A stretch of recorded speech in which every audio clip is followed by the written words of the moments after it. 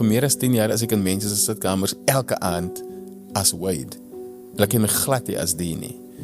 Ek sê nie, het was 'n probleem, ek was net nogal besig. Ek was ook bietjie different. Soms hy so gekom het met persmerke oor my bobeen, soos die geslaan was met 'n cricketbat of wat ook al. Normale bullying was normaal in my oë. Ek besef toe later in my lewe is, ek was net baie meer in touch met emotions. En as jy groot raak in 'n plek waar emotions nie noodwendig gewys mag word nie, word jy gesien as anders. Om 'n storie te kan vertel, om iemand se realiteit oor te kan dra, asof dit jou eie is, moet jy vulnerable word. Ek besef toe, dis eintlik een van die braafste goed wat jy kan doen. Dis hoekom ek raak geïrriteerd as ek sien mense vat my passie as a whatever thing. Is uitputtend om iemand te probeer wees, verander, wat jy nie is nie. As ek nou 'n girl ontmoet, is dit 'n ding van die girl is daar van julle leer ken mekaar, of is dit sy het hierdie ding van dit is daai of wat ek recognize, of dis daai sy kan vir appelle of kan sê of so. Not because of who I am, but because of who they think I am. My persoonlike 4 pilare in die lewe, en dit is my familie, my 2 sissies en my ma, my pa. That's the only people that genuinely knows you in your purest form. Coolheid kom nie met die ding wat jy doen nie, maar die confidence wat jy dit mee doen. Toe dit meer word 'n coping mechanism en 'n release, toe is dit makliker om op te staan om te gaan gym. Ek wil net lekker lyk, want ek wil dan gemaklik voel. Ek is moeg af van om beach toe te gaan met 'n polo neck. Ek wil nie, ek wil ophou op die see gaan lê met 'n reënjas en dit reën glad nie. Ek is 'n prankster. Ek love het op my ma skrik te maak en seker goed, en dan vloek sy my ma uit, maar dis fine, man, is sy.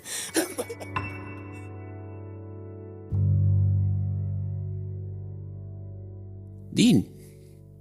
Jebo. Dis ek daai. As jou lewe 'n fliek was, waar sou jy begin? Dat soveel exciting goed gebeur. Ek dink dit moet maar begin by die begin. Vanaf ek kan begin, of vanaf ek, so te sê, verstand begin kry het. Die geboorte is maar die geboorte, hy is almal so movie, hy is alright. Maar vanaf, sê ek seker so hier laerskoolse kant af, moet dit dan al begin, want dan begin die verskillende tipe goedjies al uitstaan, en baie goedjies van wat ek currently doen, of hoe ek currently is, was al toegevorm. So ek sal sê, hy moet vroeg genoeg begin, sodat alles kan inwies. So vat my daartoe, hoe was laerskool, waar was jy gebore? Mamasbury. Okay. Ek was in Mamasbury gebore, getoe, daar groot geraak. Heeltyd daar, laerskool, hoërskool was letterlik langs mekaar. Nice. En naby genoeg van die huis af, sodat ek kan stap. So, ja, laerskool was ek op Liebenberg primair, en toe hoërskool was net langs en op Skoonspruit sekondêr. Maar vanaf, ek was 'n bietjie van nie 'n probleemkind nie. Ek sê nie, het was 'n probleemkind, ek was net nogal besig. Woelig. Ek was nogal woelig. Ek het in graad 3 al die bynaam gekry deur die juffrou wat sê ek is 'n besige bytjie. Okay. So ek was heeltyd oral gezoom en gepraat wanneer ek moet praat. Maar toe later eers besef ek het my stem opwarming gedoen. Ek raak net gemaklik om conversations te kan hê, sodat ek later in my lewe dit kan doen vir 'n lewe.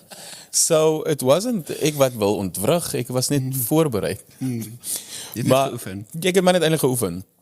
Maar ja, ek dink laerskool lewe, as ek dit so kan stel, het was gemaklik genoeg om deur te gaan, moeilik genoeg om lesse te leer, en te vorm en te groei. Maar ek dink baie van die rede hoekom ek eventually in my bedryf ingekom het waar ek was, wat al begin met by laerskool. Ek was ook bietjie different van die normale plattelandse seun, as ek met so kan stel. Nou, met groot geraak het plattelands is 'n ou wyse emosies. Jy moet nie emosies wys nie, dan word jy name genoem. Jy word gespot, jy is te sag, jy is te dit, en alles is daar, and that's not okay. In 'n plattelandse dorpie wat nog nie so gevorderd is in die verskillende vorme van mens wees Sure. soos in die stad of in groter stede en so aan nie. So die in my kop toe normale bullying was normaal in my oë. You know, die gespot, die jokes maak en so. Maar toe besef ek ook ek het die gawe om te kan onderhandel met mense en myself goed uit te praat. En dit was nice om te besef, want alhoewel ek soms pauses brood afgevat word of bietjie geslaan word hier en daar gespot word en hierdie jersey oor die kop getrek word en alles soos dit, het ek besef ek moet iets doen om nie meer dit te wees nie, om nie meer daai target te wees nie. En ek raak toe baie goeie pelle met die sterkste ou op skool. Nice. En as iemand met my lol beteken het dat iemand lol met ons. And that was great. So ek het toe vrywilliglik my brood met hom gedeel. Want dit is soos, you got me, I got you, you know? Ek moet help om vir jou te voer, sodat jy jou kragte opbou om my te protect. Ja, goeie barter. So dat ek dink vir my was dit 'n goeie deal. Maar toe actually lekker pelle geword met mense en sovoorts. En ek besef toe later in my lewe ek was net baie meer in touch met emotions. En as jy groot raak in 'n plek waar emotions nie noodwendig gewys mag word nie, word jy gesien as anders. Later in jy lewe besef jy was eintlik die mees normaalste, want almal het emosies. Emosies is nie 'n ding wat kom met geslag nie. Dis iets wat kom met asemhaling. Sure. So het was daai tipe ding en toe ek op die einde van die dag eintlik dankbaar dat ek deur dit is en besef het emosies is iets wat jy kan wys en toe is dit natuurlik makliker om emosies te wys as jy moet toneel speel. So om 'n uitlaatklep te vind vir iets wat gesien word as nie reg nie, was dit toneel speel. Sure. Hier sit ek nou nog. Want toe begin geniet ek dit 'n bietjie te veel. So ja, so ek dink daai, dis hoekom ek ook sê, so veral op laerskool sal my fliek moet begin. Want daai was so te sê die vormingsjare van baie goedjies. Het daar enigiets in hoërskool gebeur, soos toe jy het nou obviously daai beleef in jou laerskooltyd, maar was daar enige significant goed wat in jou hoërskool of studentelewe ook jou fundamentally geshape het? Ek sal sê, laerskool het ek besef, hier sal ek iets moet doen om dit fyn te maak. Want toe ek tot 'n mate besef dat is nie 'n probleem dat ek emosies kan wys en gevoelens hoe sê mense gewoonlik emosies op die mou dra of something like that. Is nie 'n probleem om dit te doen nie, dis 'n probleem dat die ander nie gemaklik is daarmee nie. Daar is waar die probleem lê, as jy dit so kan noem. En ek dink ek moet 'n manier van, maar dit is net omdat dit is nie, daar is nie 'n verwysingsraamwerk na iets anders doen nie. So dis al wat 'n mens ken, dis al wat 'n mens mee groot word. So dit is hoe dit moet wees, right? En ek dink toe by myself, as daar 'n manier gevind kan word of 'n veilige spasie gecreëer kan word waar dit okay is om te voel, dan is dit mos beter. En ek dink toe by myself, ek moet 'n manier vind om acting, toneelspel, waar jy moet vulnerable word om 'n storie te kan vertel, om iemand se realiteit oor te kan dra, asof dit jou eie is, moet jy vulnerable word. En om vulnerable te word gesien as jy's weak. En ek besef toe, dis eintlik een van die braafste goed wat jy kan doen, is om weakness te wys en gemaklik te wees om en dit te aanvaar, want dis een van die goedjies wat vir my laat groei of mens maak. So toe moet ek 'n manier vind om drama of acting cool te maak. You know? So ek het op laerskool begin, so te sê, drama klasse vat, maar dit was nie noodwendig 'n vak nie, dit was nie 'n official thing, dit was soos extra klasse, net vir die fun, you know, extramural kind of activity, om 'n bietjie fun te hê en so voort. Maar op hoërskool was dit 'n fokusskool vir die kunste, which was great in my geval. Daar was musiek, drama, dans, visuele kuns, ontwerpkuns, allerlei tipe goedjies om te kan uiting gee op 'n meer praktiese manier en nie net akademie nie. En dit het toe gebeur, alhoewel ek, soos ek nou sê, laerskool of het nou geboelie is of gewat word, soms hy so gekom het met persmerke oor my bobeen, soos nie geslaan was met 'n cricketbat of wat ook al. En tot het gegaan het tot, nee maar, ek wil ook drama doen. Ouens wat ek sê, ja nee maar, ek wil ook drama doen, ek wil ook dit doen, ek wil ook, dis 'n cool thing.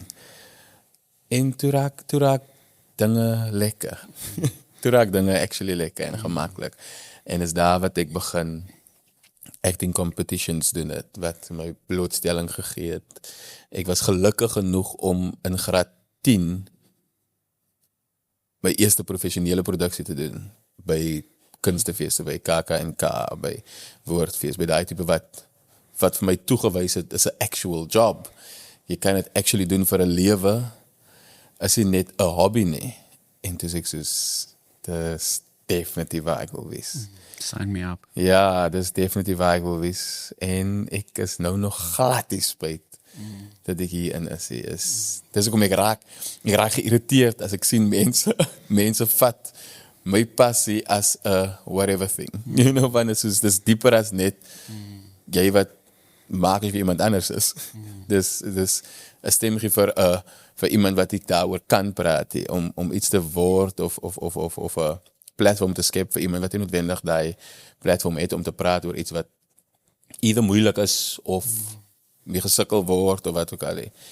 So is meer as net ek gaan drama vat want ek wil nie so baie leer hê. Nee. So ja, ek dink daai het vir my baie gehelp om so te sê ook kind of the shape. Dink jy dit is die feit dat 'n mens in jou, omdat jy gespot word en omdat jy in 'n posisie is waar jy amper half moet perform of act om net gelike te word of net raak gesien te word of net iets, you know? Dink jy die coping mechanism wat jy al geleer het om daai te kan doen, om te kan deel met die bullying of om te kan show face net om soos cooler te lyk of voel of daai goeders te doen.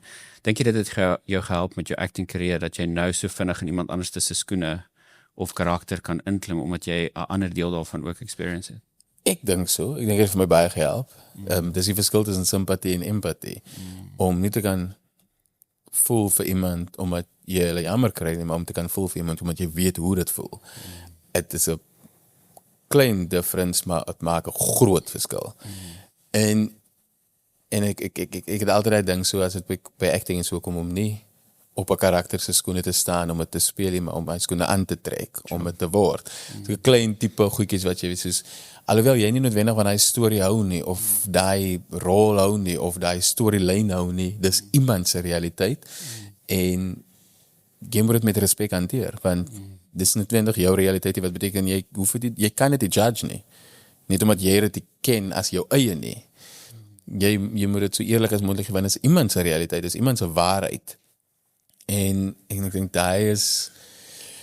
daai kan vanaf 'n coping mechanism gesien word as 'n manier om uiting te gee tot baie goedjies, maar ook om net te voel jy kan indirek help in 'n manier, evens op 'n manier waar jy nie noodwendig die volle wêreld daarvan ken nie, maar nog altyd veilig genoeg voel want jy het hierdie veilige hawe wat jy geskep het om 'n fondasie te bou vir iets en dan so te sê ook 'n platform te skep vir die stem wat moeilik is om uiting te kry. So ja, nie definitief, ek dink dat dit baie gehelp en dit gee baie leiding vir myself ook. Ek leer verskriklik baie amper elke dag van ander mense. En as ek praat van ander mense, is dit nie net die mense wat ek ontmoet nie, maar ook die karakters wat ek moet speel. Ek sê, what? Hy doen seker dit omdat dit gebeur. Van dan lees jy die skrip en sê soos, hoekom is hierdie ou so, jammer, hy is baie apologetic, hoekom? En dan lees jy, okay, nie vir vroeër, dit het gebeur, die ding, die is die verhouding met die pa, dit is die verhouding met die ma, hy soos, oh my word, hy is so van die analysering, dit is my favorite deel van acting, om die karakter te vind en te analyse. En dan leer het vir my verskriklik baie. As jy daai met jouself moet doen, en sê nou maar jy het 'n skrip gekry vir dienste lewe. Ja. En jy, wat se temas of wat se 2 of 3 kerngoeders kan jy in jou lewe optel van jy is so want dit. Ons het nou een obviously geïdentifiseer die meer emosies te kan express op laerskool.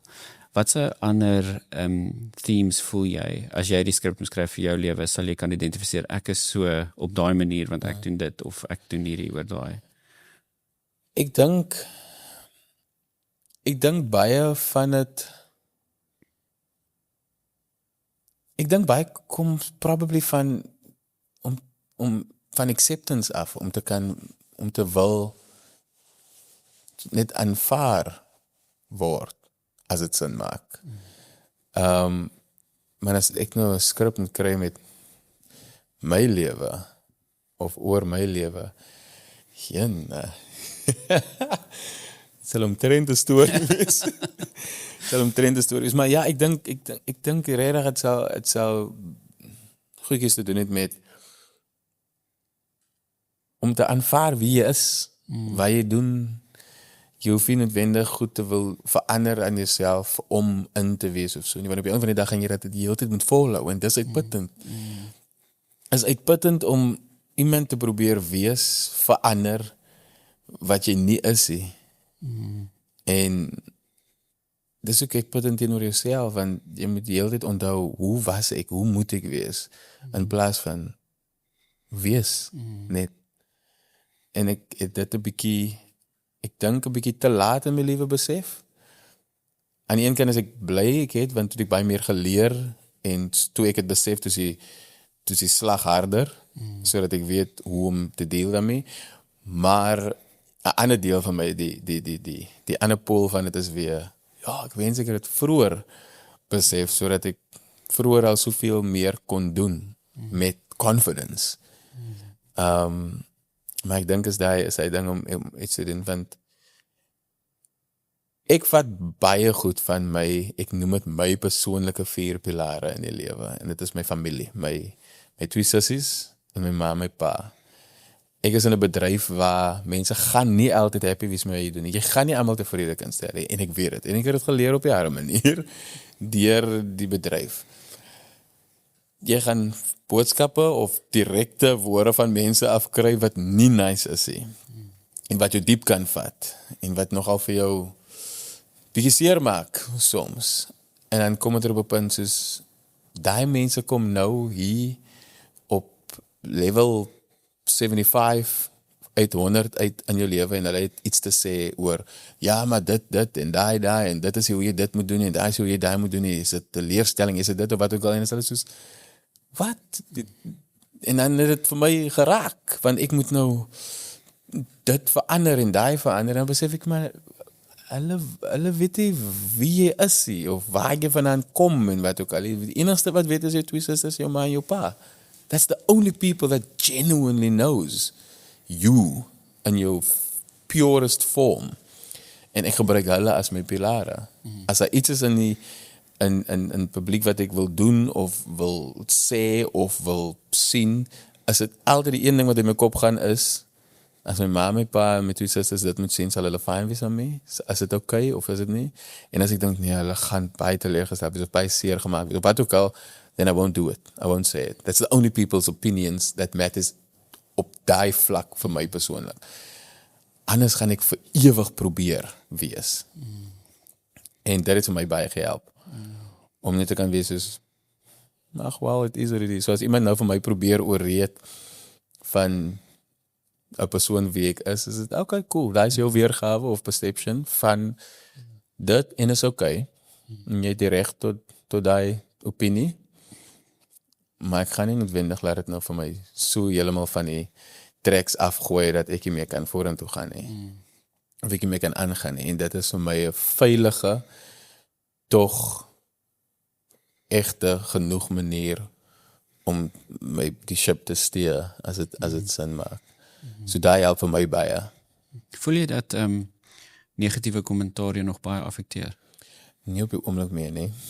Nee, wat ek weet, en ek weet dit is nie die regte ding nie, en ek weet dit is verkeerd van my, maar ek praat 4 tale vlot, Afrikaans, Engels, nonsens en sarkasme.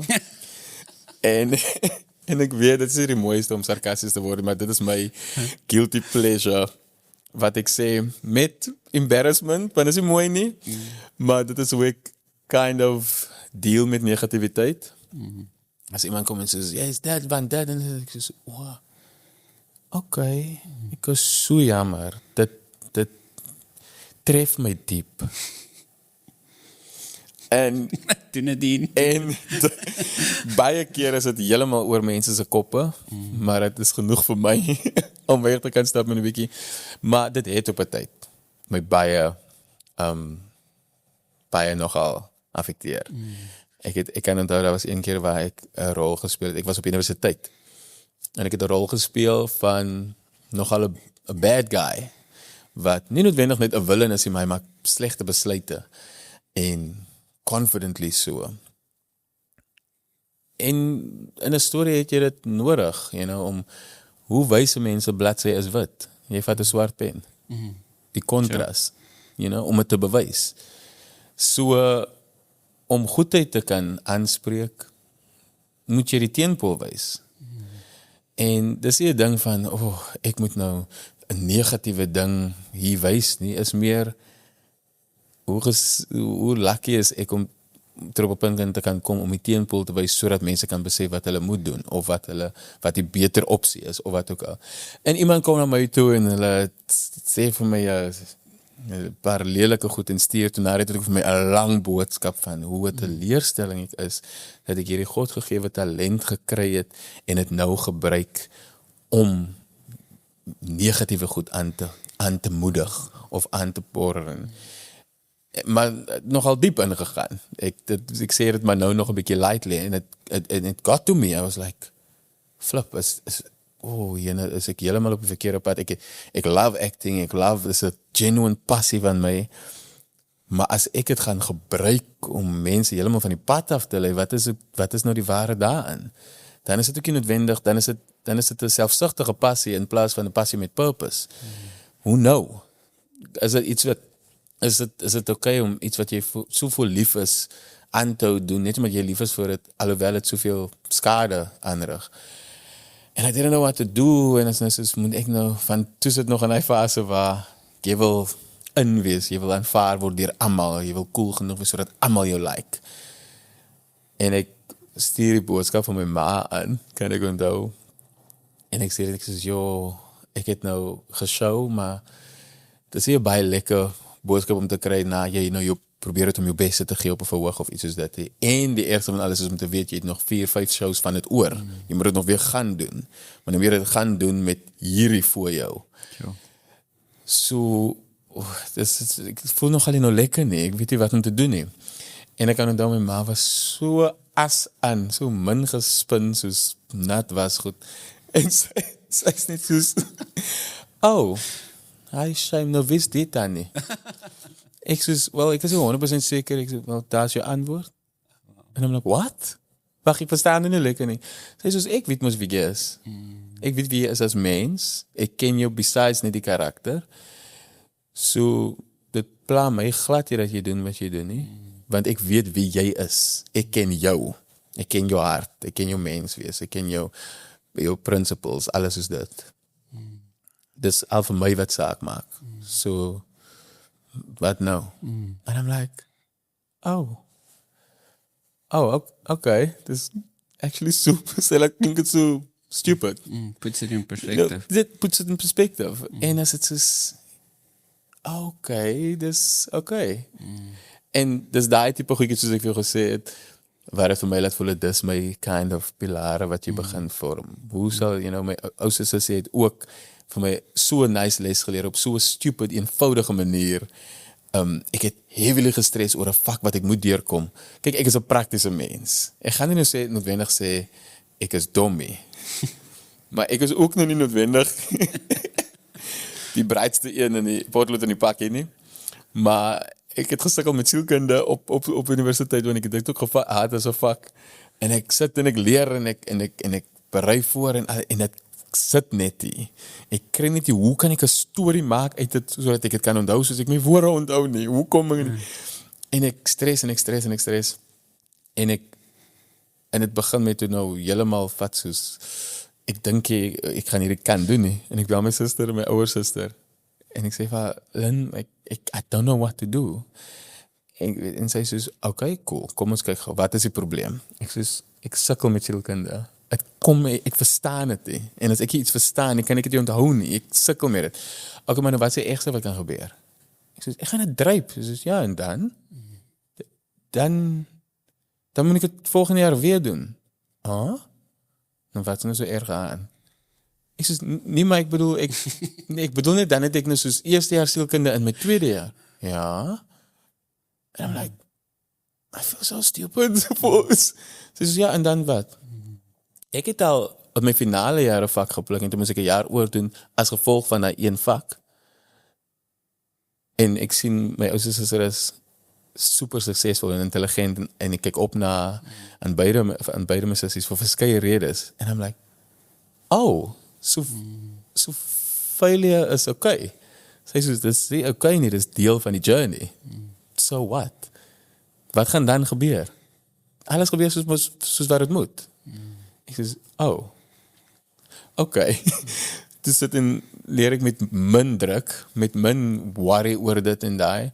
En die volgende jaar, toe ek eksamen skryf, toe pluk ek het, maar met confidence. You know, ek sit toe in my tweede jaar met my eerstejaarsvak, en eventually sit ek toe in my derde jaar met my eerstejaarsvak, en toe slaag ek het. En so what? Ja. So dis daai klein tipe, dis 'n eenvoudige verby kan wat gesien kan word as 'n stupid lesie, maar dis soveel groter as net daai, want hoeveel sielkunde vakke het ek al gehad in my lewe? Wat soos, ek gaan nie dit kan doen nie. Hoe koop ek nou met hierdie? Hoe maak ek hierdie besluite in my lewe? Hoe sê ek vir hierdie persoon dit? Hoe besluit ek, moet ek hierdie doen of daai doen in my lewe? En dan is dit net soos, okay. En as dit 'n fout is dit 'n fout. En dan leer jy daaruit. You know? 'n fout is jy 'n fout met jy sleg op 'n verkeerde besluit maak. 'n fout is as jy 'n verkeerde besluit gemaak het en jy weet wat resultaat het gaan hê en dan dit te maak, dan is dit 'n fout. Maar jy moet daar kom om te kan om te kan so sulke klein goedjies is wat nogal vir my baie help. Ek dink die meeste van ons is so crippled om nie die ding te waag nie, omdat ons nie dink aan wat die worst outcome kan wees nie. Want as jy regtig gaan dink, sê nou maar jy begin 'n besigheid, of jy kies 'n career path, of wat ook al, en jy maak net vrede met die gedagte van, ek weet dit is 'n verhaal in my storie ook, toe ek met die gedagte vrede gemaak het, wat ek was soos, as hierdie besigheid moet toemaak, en ek verloor dit, dan is dit okay. Ek begin weer, ek gaan soek werk, update my CV, stuur hom uit, maar die oomblik toe ek vrede gemaak het met wat die worst outcome kan wees, toe's my anxiety en fear immediately minder. Want ek dink, jy shape dan, anxiety is die feit dat jy nie weet wat die outcome gaan wees nie, en therefore vul jy dit met 90 verskillende scenario's in. Dis die baseline anxiety definition. In die AAT. Maar die realiteit is, as jy deur daai anxiety punte dink van wat die finale punt is, of wat die worst case scenario kan wees, dan dis asof dit die power wat dit op jou lewe het net verloor. Of dit nou 'n toets is, en of dit nou 'n besigheid is, of career path, of enige keuse wat jy actually maak. Gaan dink nie daaroor, gaan sit en drink 'n glas wyn of koffie en dink deur what's the worst that could happen, en as jy kan vrede maak met daai gedagte, dan dink ek liberate dit jou om net die keuse te maak, of dan nie, dalk gaan jy wel agterkom soos, okay, nee, this is not a good decision, en jy kies teen dit, maar 99% of the times gaan jy agterkom soos, die persoon wat jy gaan word aan die ander kant daarvan, of die impak, of die vrug wat daar aan die ander kant daarvan gewees, is worth the risk, om het te kan doen. Hoekom is family vir jou so belangrik? Het hou mens grounded, dink ek, of vir my ten minste. Ek weet, obviously, vir almal is families en so different, maar ek kan niet praat uit my eie ervaring het. Ek, in my wêreld raak het baie gauw met verskillende goed, verskillende mense, verskillende posisies, verskillende magsposisies, allerlei type goedjies. is belangrik. Jy moet network, jy moet die regte goed sê op die regte tyd. Jy moet weet wat jy doen, jy moet weet daai, jy moet heeltyd amper so jy's 'n brand wat loop op jou eie die heeltyd. Jy's 'n lopende CV, basically. En is dit patent. en as jy met family is wat actual genuine family is, kan jy net wees. You go back to heeltemal die core van mens wees en dis so lekker. Ek kom soms by plekke dan het mense hierdie spesifieke perception van my wat glad nie noodwendig die waarheid is en ek blame hulle nie want hulle ken my nie, so hulle dink hy's 'n akteur, hy het seker hierdie verwagtinge, I don't know, so hulle het dan verwagtinge van my verwagtinge en dan sit soos as ek wil hê iemand moet verwag sal ek plan maak. maar dis is noodwendig 'n worry in daai opsig is, so dan is dit dan is dit soos, ek kom by 'n plek en is dit soos, ons het vir jou hierdie gekry, ons het vir jou hierdie, en as ek soos, hy, dis nice, baie dankie. As dit nie noodwendig wat jy net gewoond aan is, of ek soos, not at all, but okay, lekker, ek klaar nie, is lekker. En dan kom ek by die huis, en dan is dit soos, hallo, die drom is nog vol. As het is, nee, maar ek het het soke random goedjies, wat net vir jou dan soos, ek is by die huis, ek is net ek, en ek love it ek is 'n prankster, ek love it om my familie te terg, en my ma skrik te maak, en seker goed, en dan vloek sy my ma uit, maar dis fine, want dit sê, maar ek love it, as sy vir my een keer gesê, as sy so vir my so, want so nou en dan noem sy my nog soms boetie, as sy sê boetie, ek kan nie my jou ma so skrik maak, my hart, en ek soos, okay, sorry, ek sal nie, dan maak ek nie meer vas skrik, ek appear net, totally different. It's different in my oë. Sy maak kos, sy's rustig, maak die yskas op, sit die melk terug, maak die yskas toe, ek staan daar. En dan word er goed gesê. Groot woorde. En groot woorde gesê, en sy sê, ek het jou gesê, jy kan my nie skrik. Ek het jou maar skrik gemaak, ek het net kom staan. As my bestaan so skok. Lag sy, so wie jy. So dis daai tipe funness van familie vir my. Dit is wat vir my het belangrik maak, as ek wil wees, en mense sê gewoonlik, ek is 'n malletjie, ek is vol energie. En dan dink ek, as julle maar moet weet, ek is nie die malste in my familie nie. Dan wil julle nie. Maar ja, nie, dit is my kind of safe haven. En ek is 'n baie private persoon, believe it or not. So ek praat nie noodwendig baie net met mense nie. Maar en selfs soms nie eers met my familie nie, maar ek is een van die mense wat ek bou verhoudings op memory cards. As mense 'n game speel en jy klim daai levels op en jy's nou hier op level 15 of level 18 en hulle sê nou okay, kom jy moet gou hierdie kom doen of so en nou gaan jy, dan kan jy net die game save en dan doen jy jou eie ding en as jy terugkom, dan speel jy aan waar jy gelos het. En ek bou verhoudings met daai principle. Ek soek nie noodwendig verhoudings waar jy wat voel soos werkie. Ek moet elke dag praat, ons moet konstant opcheck op mekaar of ek sê nie, jy moet nie incheck, obviously nie, maar ek praat van die verwagting wat vir ons om vriende te weet, jy nou vir 2 dae nie met my gepraat, hou jy nog van my? Is ons nog cool?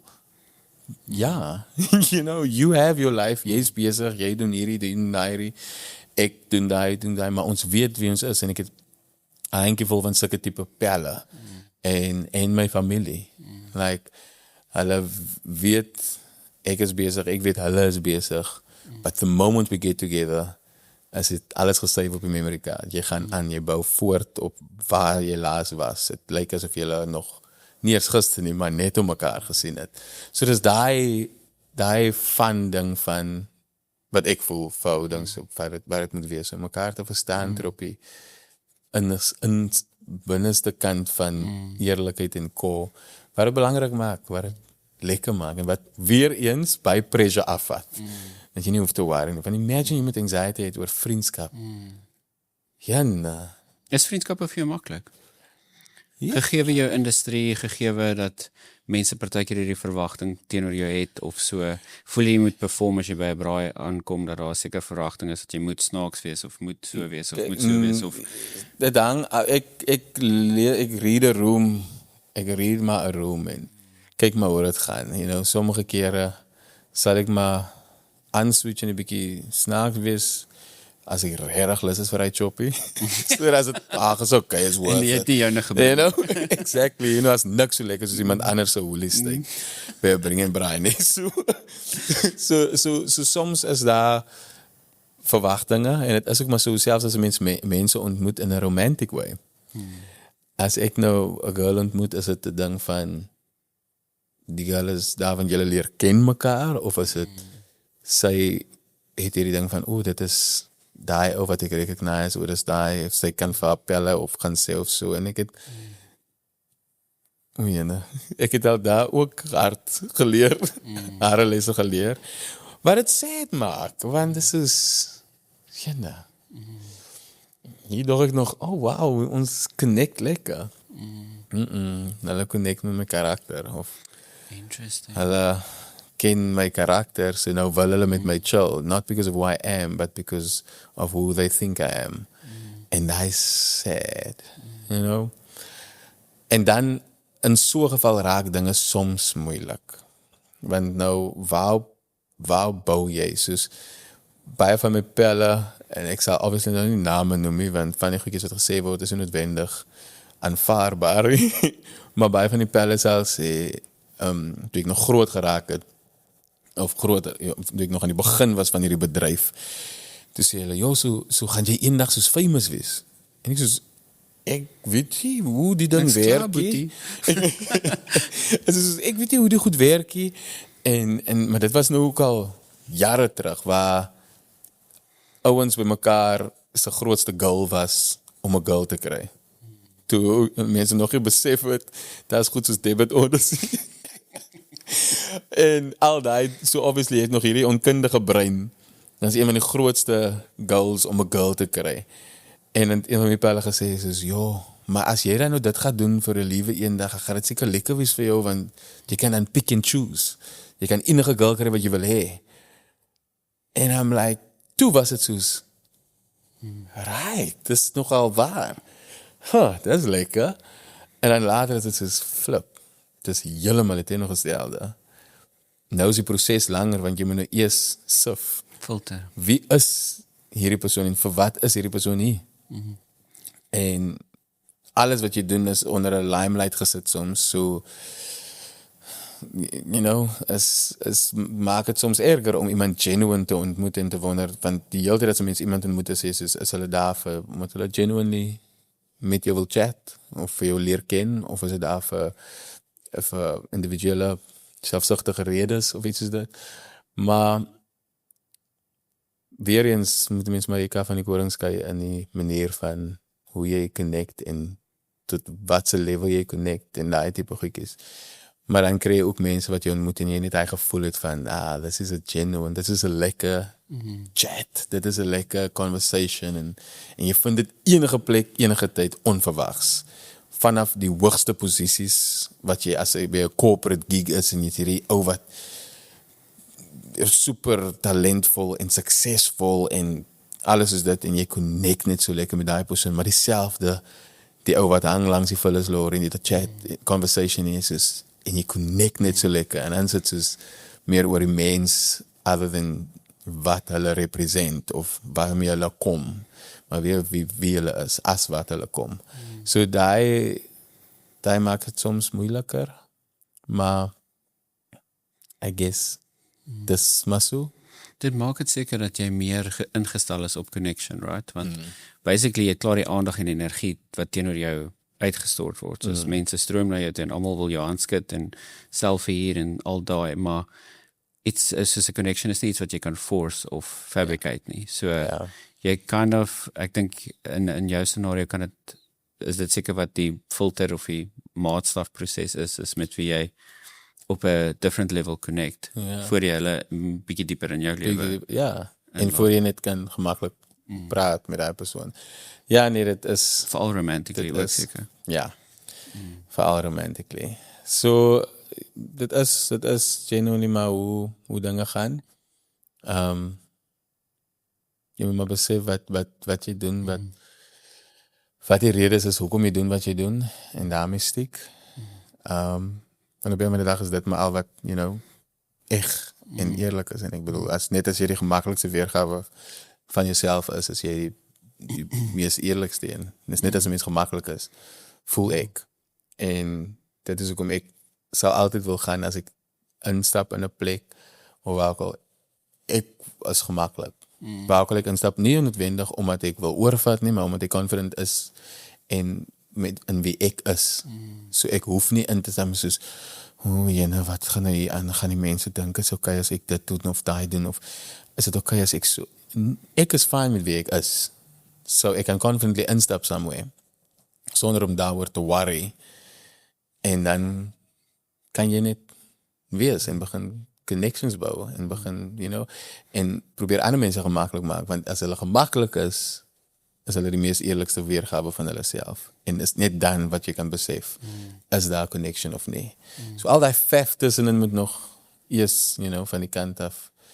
So ja, jy kan sê ek stap in met 'n menslike lindroller.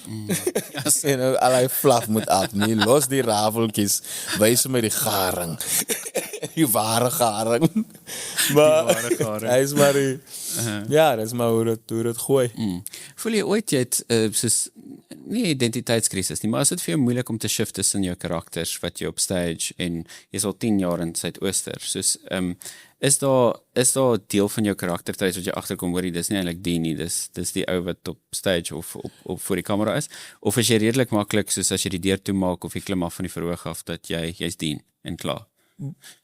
Ja, ek sal sê, soos ek gesê het vroeër, ek leer baie keer van karakters ook af.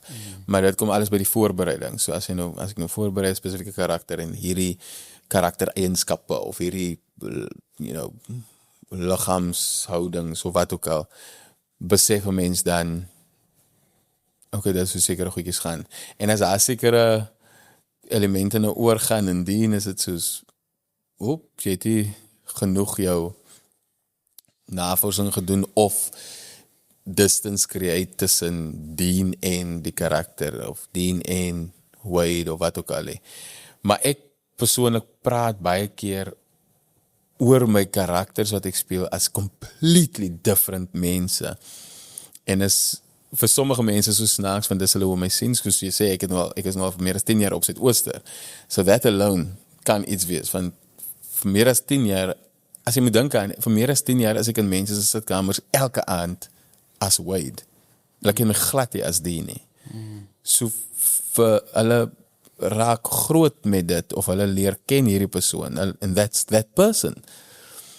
En om teen daai te fight is soms moeilik, want dis wie hulle ken. Maar ek self is ook soms, as ek kyk na as ek ook die skrip skryf wat Wade moet doen, as ek ook soos, jyne, die ou is ook am dom soms. Of, dis sweet wat hy doen. Ek sal nogal so wil wees eendag. Of ek sal nogal sulke tipe besluite wil maak eendag. Of die ander kant om. Ek wil nooit dit doen nie. Of ek wil nooit hierdie deur gaan of so nie. So, ek van die staanspoor af al is dit vir my 'n different mens. En baie mense lag as hulle sê, as ek praat en soos, nee, ek het, soos Wade ook gesê het, ek het gekyk en ek was soos, what? As hulle soos, maar hy is Jay. En ek soos, nou, glad nie. Nee. As hulle soos sê, weet jy, die Wade, hy maak my soms so kwaad, jy irriteer vir my, as ek soos, I know, vir my ook, jyne wie werk op my sinewees, as hulle soos, dan verstaan hulle nie heeltemal lekker nie, maar dit is hoe ek, om seker te maak, ek begin vat die goed aan nie, want hy doen soms goed wat ek nie wil doen nie. Net om veilig te wees. So ek dink daar is 'n veilige genoeg distance tussen die twee mense. My en 'n karakter, wat die tweede persoon is, in so 'n geval. Ja. Hoekom dink jy jy is so baie van acting? Is dit vir selfsugtige redes, of is dit vir jou kuns wat jy uitperform? Wat is Ek dit? dink persoonlik om eerlik te wees is 'n bietjie van alles. 'n Bietjie van albei, selfsugtige redes. Ek moet bieg, ek dink daar is kere wat jy doen nie goed vir erkenning nie, maar soms is erkenning lekker. Call it what it is. Ek love it om in 'n karakter se kop te klim en ek kan as dien vir ure sit en mense dophou. Is een van my favorite goed om te doen. It's weird soms en mense soms is wat doen jy 3 uur in my huis? En as ek soos wat se verkeerd ek observe net. Ek mag nie weet. ek observe. It's research. Is dit weer? Hoekom is dit weird? You know, jou venster was oop. Maar nee, joke. As I'm nog nie dit. Ek het 'n sleutel.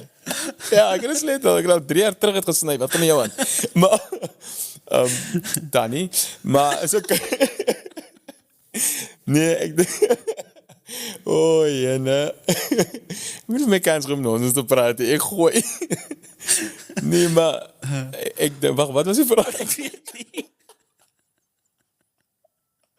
Maar ek is seker dit was 'n goeie een. Dit was 'n goeie een. Nee, ek dink dit is ek sal dit nou weer vind. Ek dink om die ek like soos ek sê, ek like dit om mense te observe. Ek doen dit vir lank. Tegnies vir research purposes ook. Want ek skep scenario's vir alles as ek so travel oor see of so, dan is ek in 'n land wat ek glad nie die taal verstaan nie. Wat vir my amazing is. Ek weet nie hoekom nie, ek love it. As ek in 'n land is wat ek nie weet wat hulle sê nie, of hulle verstaan my glad as ek sê, hey, sorry, what side you have to go if you want to, sorry, no. En om te probeer uitfigure, hoe kan ons nou communicate sonder om die taal te praat wat die ander een verstaan. En is vir my een van die meest excitingste goed. So dan sit ek het al dan sit ek vir hoe lang, vir ure letterlik op 'n spot, want ek het al getravel met iemand, met 'n significant other, en alleen.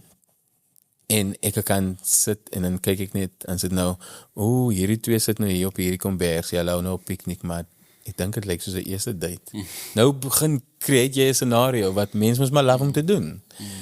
En dan, maar dan kyk ek na kleiner goedjies soos body language, asemhaling, al daai goedjies, want dit is die goed wat ek na kyk om 'n karakter te skep. So ek het nou daai advantage as om dit so kan doen. So dan sit ek en ek sê hy probeer definitief haar impress, want hy sit agteroor, hy's 'n bietjie meer oop, maar hy's super nervous want die een vingertjie tik tik tik die hele tyd. So dat jy kan sien daar's 'n onderliggende tension, maar hy wil dit nie wys nie. So daar is daai layer. Maar as dit, sy is nie into hom. Not at all, jy kan sien. Die manier hoe sy haar bene kry, die manier hoe sy haar arms vou. Die manier, all those, en ek love it. Dis een van my favorite goed om te doen. En daai passie, of daai liefde, kan nie wees vir selfsugtige redes nie. Want as ek dit moet dan toepas in acting, dit is genuine 'n passie wat ek het. En ek besef ook dat dit 'n actual passie is as ek so gefrustreerd raak as mense dit minag. Dan besef jy, ek voel nogal passionate about hierdie ding, want hoekom, kyk as ek nou moet begin praat oor hoe stupid ek dink podcasts is, of daai is, en as jy soos, ja, nee, dit is, dan is dit een ding, maar as jy soos, wel, nie eintlik, want dit, dan begin besef jy hoe jy voel oor iets, as iemand iets teen het sê, en dit is wat ek dink, in so'n geval kan dit nie noodwendig net vir enige oppervlakkige redes wees nie, van dit raak my regtig, you know, en ek love it om betrokke te raak, en ek doen dit vir daai redes. Maar dan aan die ander kant is dit ook lekker om te kan mense laat lag of entertain of trots maak. En daai is soms 'n thrill wat ek die voel wat nie noodwendig net pure is nie. Maar ek dink is fine though, want die eindresultaat van het eventually segue in purity in, alhoewel het nog nie in die vorm die pureste is nie, van is so, het is een lekker gevoel. Ek dink die feit dat jy en bewus is 'n bietjie daarvan. ego-driven, Ja, exactly. Tenminste as ek bewus van. Daar is 'n bietjie ego wat deurkom. Van soos, dit laat my lekker voel. Dit is nogal 'n bietjie van 'n thrill. I like it. Ek kan gewoon raak aan hierdie gevoel. Maar dit kan ook dan gebruik word as 'n manier om vir jou aan te spoor om beter te wil doen. Want om daai selfsugtige result te kry, moet jy werk insit. So tegnies is dit, you know what I mean. Maar ja, also om die vraag te antwoord van, is dit net om die kuns uit te leef, of is dit soms 'n selfsugtige rede? Ek dink definitief is 'n bietjie van beide. Ja. En wat ook al werk in your favor, is 'n bonus. Ja. Hoe dink jy maak dit jou so kwaad as mense neerkyk op acting? Wat binne jou trigger dit? Want is niet vir my lekker om as iemand minder dink van iemand anders se passie nie, of iets wat vir daai persoon genot bring nie. Net omdat dit jou voorkeur is, beteken nie dit is minder werd nie. Ek gaan onthou my heel eerste award wat ek gewen het, moes ons nou, as jy is genomineer met 4 ander in daai kategorie miskien nou. En ek is soos, dit is net so 'n awkward posisie van, jy moet 'n speech voorberei vir as jy wen. Maar as jy nou net confident die speech voorberei, is jy so 'n bietjie van okay. Maar as jy nie 'n speech voorberei nie, dan kom jy daar en jy weet nie wat om te sê nie, en dan lyk jy net, ek moet hulle vir hom dit gegee, hy het dit definitief nie verdien nie. So nou is dit daai middelpunt wat jy moet vind van, voorbereid genoeg om te kan praat as ek moet, maar nie te voorbereid dat ek nou voel, dat speech moet iewers gedoen word, want het is nou so mooi afgerond. So jy moet daar, en ek het geweet wat om te sê, en toe vraag ek nog vir my pa, maar nou, wat doen 'n mens, wat sê 'n mens, so, en hy sê, wel, jy moet weet, alhoewel as jy nou moet wen, is dit great, maar dit beteken nie noodwendig, jy is nou beter as die ander 4 wat saam mee genomineer was. Dit beteken net vir daai spesifieke rol was jou talente of dit wat hulle na gekyk het, miskien meer helder onder 'n lig geskyn. Môre speel jy 'n ander rol, dan is daai een beter. So dit beteken nie jy's nou die beste noodwendig nie. En hy sê toe so, as hy dink jy het die reg om baie te dink van jouself, maar jy het die reg om min te dink van ander nie. And that stuck with me. Dis my pa wat dit gesê het, en ek is soos, dis waar. Dit is waar. En ek was een keer toe juist genomineer tussen mense wat ek almal na opkyk. En I'm like, dis deur hulle wat ek sekere acting choices maak. Wat ek sekere goed doen, of sekere routes volg. But surely is ons nie op dieselfde vlak nie. They are because they are, I am because they are. Hoe is ons op dieselfde vlak? Glad nie. So as ek nou met daai houding inkom, nee, ek is nou genomineer saam met Albert Pretorius, wat ek groot fan van is, David Minnar, wat ek 'n groot fan van is.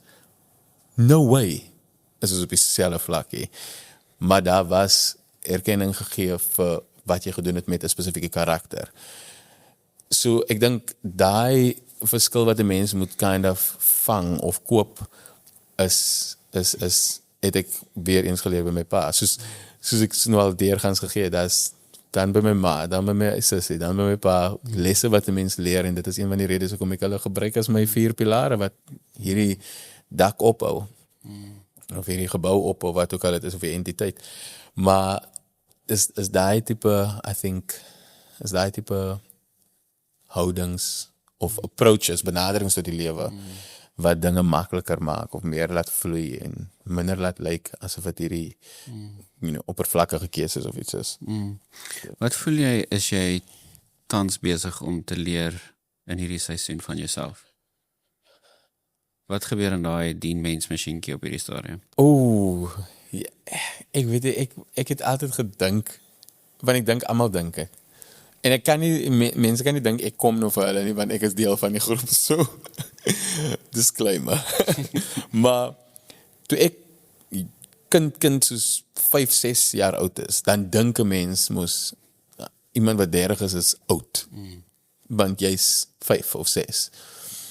En dan as jy hier teenager raak en dink jy mense wat 30 is ooms en tannies. Jy dink dit. En as jy in jou vroeë 20's is, dan vrees jy die 30's die meeste, want jy wil nie daar kom nie. Jy wil nie, want jy wil nog, I'm in my 20's. Ek is in my 20's. Voel lekker, dit is lekker om te sê. En dan word jy 30, en jy dink soos, nou is dit nou verby. En dan besef jy, Flip, hier begin die lekkerste seisoen.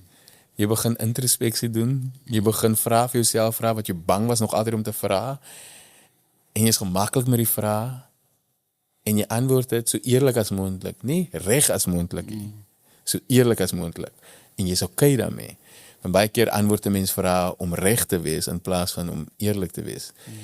En daai besefing, so ek dink vir die current seisoen wat ek in is so lekker vir my, want jy leer soveel meer met soveel minder druk op jouself, want jy worry minder oor wat ander mense sal sê of wat dit sal doen vir die buite geraas, maar meer die soetsalige klank wat dit binne gaan los. And that's lekker. You know, ek en jy het vinnig gechat en jy het vroeger iets gemention van toe jy in die 32 of het jy begin sit en sekere vrae gevra en sekere goedjies begin unlock aan die binnekant wat jy nie noodwendig sou doen as jy 23 was nie. Of nie sou kon doen nie. En dis die lekker season wat 'n mens in is, want jy voel daar's growth. Daar's kapasiteit. Daar's kapasiteit, daar's kapasiteit. En jy tyd vir jouself. You know, ek praat nie noodwendig net van fisies nie. Ek praat nie van ek het nou 3 ure nog oor vir myself. Ek praat van jy tyd vir jouself. Intentionele You know, ja, exactly. Jy tyd vir jouself om te weet waaraan wil jy tyd bestee? Waarvoor wil jy nie meer jou tyd afstaan nie? Die keuses wat jy maak en so en dis daai seisoen wat ek nou in is, wat ek nog baie van kyk ek is 32 nou. So ek is nog in die beginfase van daai en dit is very exciting vir my. En ek het ook al met baie mense gepraat wat ouer is, wat letterlik nou al 60s of 70s is. En 90 tot 98% van die mense as ek vra, soos as jy kon teruggaan in 'n tyd in die lewe wanneer sou jy wees? 30s. Sure. Definitief 30s. En vir mense wat al 70 jaar of ouer of meer geleef het, hoe kan ek teen dit stry? You know, there must be a reason hoekom soveel mense dit sê. So ek dink die seisoen is my excitingste. Excitingste met hoe kan ek nou sê? Excitingste, maar daar is boundaries van wisdom wat saam met dit kom. Obviously, 20 is exciting, maar vir skeye redes. Ander redes. Vir ander redes. Dan is dit meer exciting van, jene, kom ons kyk. Wie sê môreoggend vir my goeiemôre? You don't know. Ja. maar nou is dit soos, waar sê ek môreoggend vir myself? And that's a different, is dieselfde, jy skrik nog altyd wakker, maar op 'n ander manier. And that's exciting. Op so dis lekker. Ek sien uit vir hierdie seisoen, want ek voel ek nog so baie leer. Maar sover die afgelope het my min tyd van 30's nog my baie lekker getreed. Ja. Wat sou jy sê as jy jou emotional health 'n score moet gee uit 10 uit? Wat sou jy sê is dit? Honest answer. Honest answer. Probably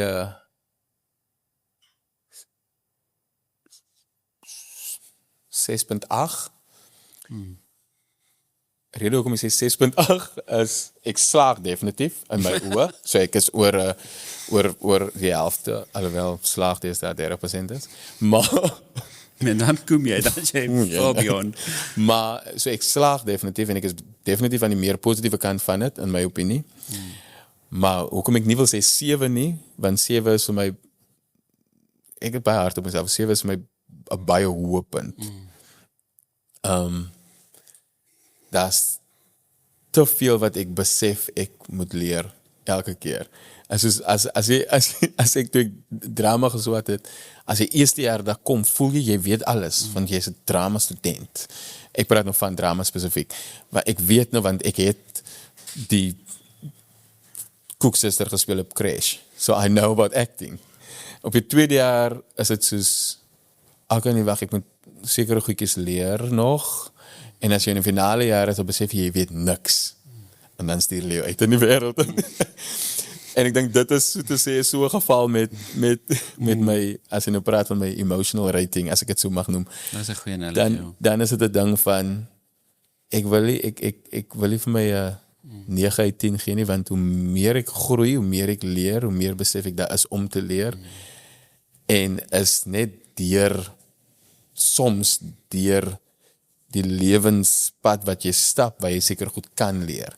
Jy kan nog nie, ek maak dit baie, en mense kan al seker sê, ek sê dit te veel, maar ek love it om het te gebruik, die analogy van, jy kan nie na jou eie matriekafskeid toe gaan as jy nog graad 9 is. Wow. You know, ek sê Love dit it. oor en oor, van ek love die analogy van dit, want dit is vir my persoonlik relatable. Wag jou tyd, wag jou seisoen. You know, wees geduldig met jouself. Weet dat jy's nie genooi na die matriekafskeid toe omdat jy nie goed genoeg is nie. Dis nog nie jou tyd nie. En dis okay. Jy moet nog eers deur die hele kosintan, parabool, hyperbool goedjies gaan voor jy daar kan kom, and that's okay. En ons wil dit soms nie baie doen in die lewe nie. Jy wil soms opdaag op destinations wat jy nie bereid is om die pad voor te stap nie. And then it's, jy gaan daar wees, maar jy gaan nie weet wat om te doen met dit nie. So, okay, so wat nou? Nou weet jy nie. Want jy weet nie hoe om dit te maintain of iets soos dit, want jy het ook maar net daar gekom, of op 'n manier wat jy nie daar moes kom nie. En is daai klein goals wat jy moet set. So, ek leer verskriklik baie. Ek is gemaklik met hoe ek seker so ek soms deel met emotional goedjies. En na 'n tyd besef ek soms, dit was nie noodwendig die regte manier nie. Dit was perfek vir daai tyd wat jy moes doen, want dis al wat jy geweet het, of dis al wat jy geken het.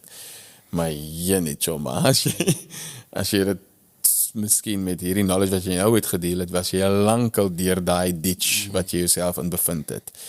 Maar then again het jy baie goed in hy ditch geleer. So dis, I guess, okay. So dis hoekom ek het 'n 6.8 gee.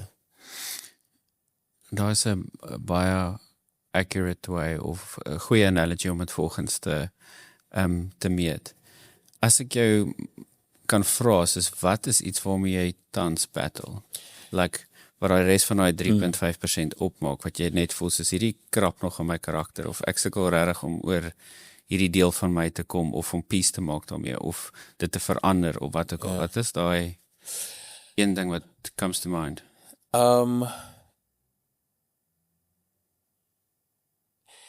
Ek sal sê probably om op te hou myself soms toe so dun te smeer, sodat daar waar ek moet eintlik meer gee, ek die kapasiteit het om meer te kan gee. Sure. Ek dink ek gee soms, en ek is nie noodwendig trots daarop, maar ek gee soms te veel van my op te veel verskeie plekke, dat as ek op 'n plek kom waar ek sê, wow, this is nice, ek wil meer gee, dan kan ek gee, dan het ek nie genoeg gee. En ek dink dit is iets wat ek voel ek moet en regtig sal wil onder die knie kry, om jou emosies meer ekonomies te gebruik, sodat jy weet waar jy kan dit laat release, waar nie. You know, om het te sien as 'n damwal, watte dinge wat gebeur, of connections wat jy bou met mense, is slegs 'n kraakie, en wat se deel is die laaste kraakie, waar jy kan, of waar jy nou laat vloei, of wat ook al. En dit is iets wat ek dink ek my nog sukkel, om nie gemaklik genoeg buite jy te kan wees nie, want ek dink nog aan, ja, maar wat as ek nog môre moet vir iemand nog dors gaan wees, so ek hou maar die water nou. Ek weet ek is nou dors, so ek gaan net 'n slukkie vat, alhoewel ek dit nou wil klaarmaak, maar wat as, om nie te veel te worry oor die wat as. Ek sê nie, jy moet net vir die nou lewe nie, maar soms lean into the reality, to the present times, sodat jy nie voel jy gaan onvoorbereid wees vir môre nie, maar dat jy voel jy is 100% hier vandag. Ek doen nog nie dit voluit nie, voel ek. En as ek is nie 100% seker wat presies ek moet doen om daar te kom nie, maar ek is oop genoeg en excited genoeg om te leer, om eventually daar te kom. So, ja, ek dink as die puzzle pieces in plek kan val, dan gaan baie goedjies baie meer smooth of lekker voel. En baie meer calculated voel. In plaas van alles spesifiek, ek moet seker, maar ek weet, maar meer soos, ja, ek kan hier die water opdrink. As ek môre dors is, daar sal eers 'n kraan wees. Glo dit, verstaan dit, you know. En dis okay. So ja, ek dink is een van die goedjies waar ek nog net moet insettle. Dink jy daar's 'n thinking pattern wat jou terughou? I think ja, ek dink ek is een van die sakkes wat as ek 'n ding doen en dit werk, dan kind of hou jy vas aan. Maar ek het ook al ek het ergens in iets wat ek gelees het en ek besef toe, flap, dis ek of dis dele van my. As ek soos hierdie hele analogy wat hulle geskep het van hierdie ou wat op 'n eiland is en hy is alleen en hy weet nie wat te doen nie, want om te gaan nie of al die tipe goedjies nie, en hy moet nou 'n raft bou om oor die water te kom by die inlands, sodat hy kan wees en verder sy journey gaan. So hy het nou hierdie logs bymekaar gekry en getaai en wat ook al, sodat hy daar kan kom. En hy bou toe dit, hy kry dit nou reg en hy gaan oor die water en hy kom aan die ander kant. En die ding het sy flippend lewe gered, om vir hom na die volgende stap te kan gaan. En so nou beweeg hy met hierdie raft rond en hy moet dit doen en hy moet daai doen en hierdie ding raak swaarder en swaarder, want hy raak moer, maar hy moet dit nou dra en dra. En ek lees toe waar die skrywer sê, ek kan nie onthou wie dit geskryf het of wie dit gesê het, maar waar die skrywer sê, soms is goed daar in jou lewe vir 'n season, wat nie daar moet wees vir die volgende season nie. Jy het dit brood nodig in daai tyd, maar as jy klaar is met dit, is jy klaar met dit.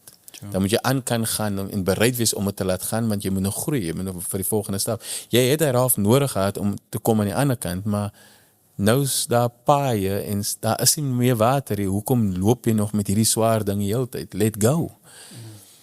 So ek dink is sulke tipe dinge wat ek soms doen. Ek sien miskien 'n pattern en soos, daai het vir my gehelp.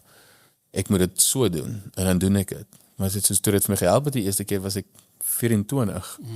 Ek is 32. Hoekom loop ek nog met 'n 24-jarige raft? It's not needed. So ek dink daai is soms soos jy nou vra van, dink ek is 'n thinking pattern of iets soos dit wat miskien soms in die pad staan. Ek dink soms ja, ek is 'n creature of habit soms. Ons is so doen weer dit, waar seker dele kan release word, sodat jy kan groei of sodat jy kan aangaan na die volgende ding toe. Maar ek werk aan. So dit is iets wat ek ten minste, ek weet, ek skep mini-goals vir baie lank het ek te veel gefokus op die main goal of die eindpunt, maar nie op al die waterstoppe wat tussenin is. So ek dink, it's getting there. It's getting there. En is lekker. En het sou nie daar wees, as ek met dergs was, so hoe kry dit sy dergs sê? Exactly. Ja. Wat gee vir jou, soos ons is obviously in a culture wat obsessed is met purpose and meaning. Wat voel jy in jou lewe gee vir jou die meeste, of eerstens maybe define wat jou wat jou perspektief is van meaning en purpose, en dan tweedens, wat gee vir jou meaning en purpose in jou lewe? Wat vir my meaning en purpose gee, is definitief braaivleis en brandewyn op 'n Saterdag. Dit is ook nie net op 'n Saterdag te wees nie, maar Exactly. Maar as jy jou foon se datum en goed verander, dan kan dit elke dag Saterdag wees. Nee, wat vir my purpose en meaning gee, is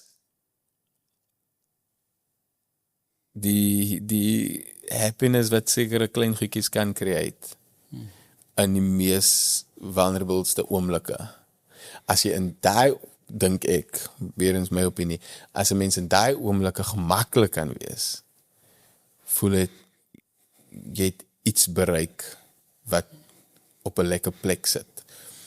As jy te ongemaklik is, ek sê jy moet gemaklik raak in jou vulnerability, en ek is nog gemaklik in hierdie foute wat ek maak, so ek gaan nou hier sit nie. Ek sê nie dit nie. Ek sê being fine with it, soos jy vroeër gesê het, om te kan weet, dis okay, as jy moet 'n fout maak hier, of jy het moet leer, of daai kans wat met die besigheid, want baie keer lê die beste besluit aan die ander kant van die vee, en jy moet soms spring, en jy moet gaan daarvoor. So ek dink vir my, die purpose en meaning in daai opsig is om 100% gemaklik te voel in elke weergawe van jouself. En ek besef het meer en meer, hoe meer ek connect met die mense wat saak maak, wat die echtheid in jou sien. Ek glo ook jy het die oppervlakkige verhoudings nodig om 'n bietjie glitter op te sit. Maar die glitter is die ding om sprinkles op te sit, maar met daai analogy, die sprinkles is die ding wat die smaak van die koek besluit. You know what I mean? Dit maak het mooi, dit maak het lekker, dit laat het fancy lyk. Maar om 'n sprinkel op te gooi, gaan nie die koek mooist maak nie. You know what I mean? Dit is die bestanddele wat daar binne in is, wat dit gaan maak. So, ek dink is om daai bestanddele reg te kry, om my unieke en egte verhoudings te bou, en genuine connections te bou, met wat saak maak, en om fine te wees om te sit in dit. En ek dink dit is een van die redes hoekom ek aangaan met wat ek doen en geniet wat ek doen.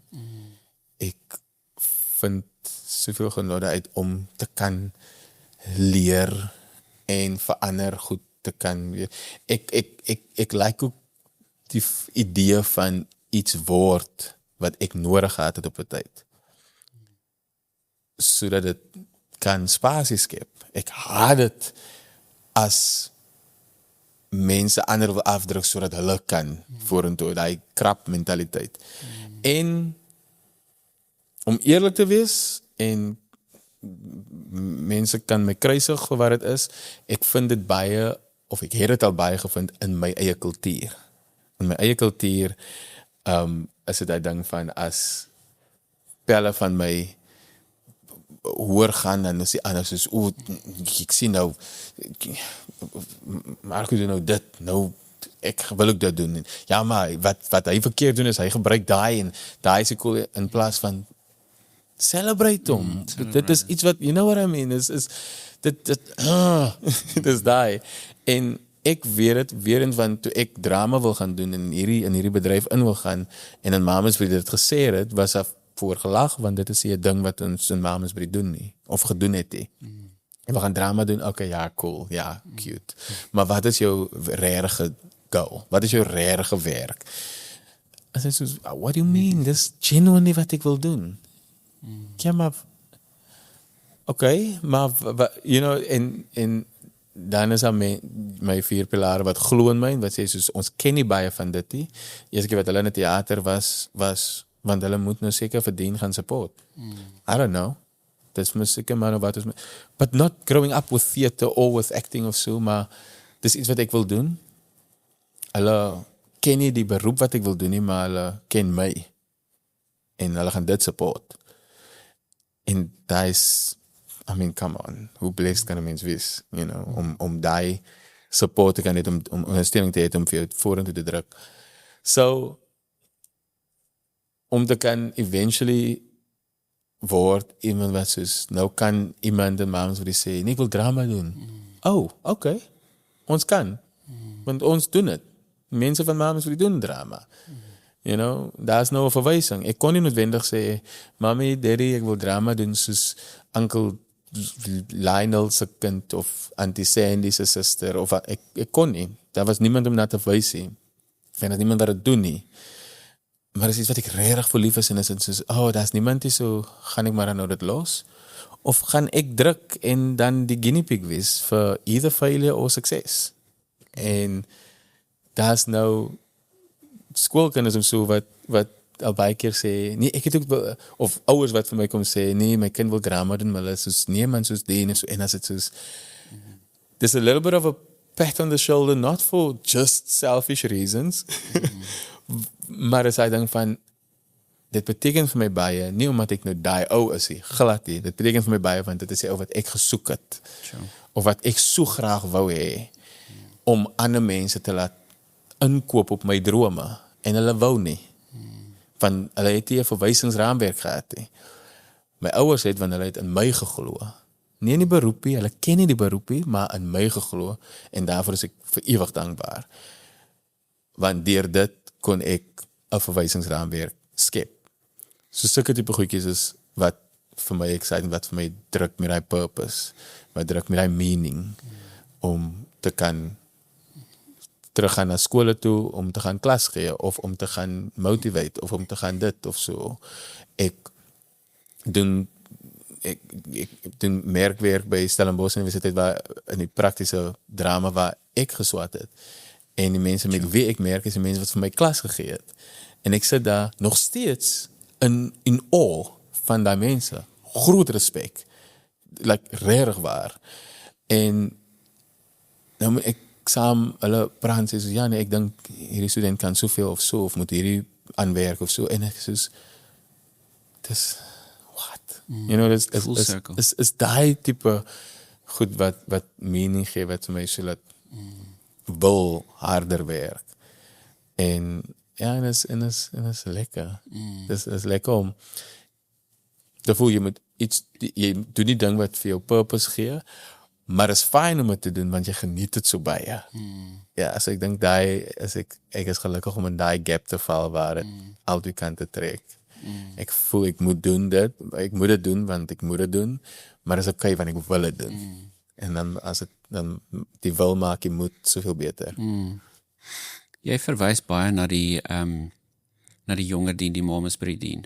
Sê nou maar as 'n ouetjie, 12 jaar oud, hy is heavy, soos jy ook in touch was met jou emotions. Soos ek dink, ek en jy kan baie relate op daai van hoe ons op skool was, wat very outside was. Soos, jy het nie noodwendig die rugby gespeel nie, maar jy was populêr onder die meisies en jy het baie persoonlikheid gehad. Maar die realiteit wat jy in jou mensmasjien voel in daai tyd is nie so encouraging, is nie so uplifting. Jy voel soos 'n outsider, jy voel different, jy voel anderste. En jy weet nie altyd hoe om dit te process, soos is ek nou regtig different nie, want jy is nie so weird dat jy nou weird goeders doen nie, maar jy is anderste genoeg. Wat sal jy vir 'n jonger dien sit wat in jou posisie is, maybe ook in 'n small town, wat nou nog nie mamas by die awakening het nie.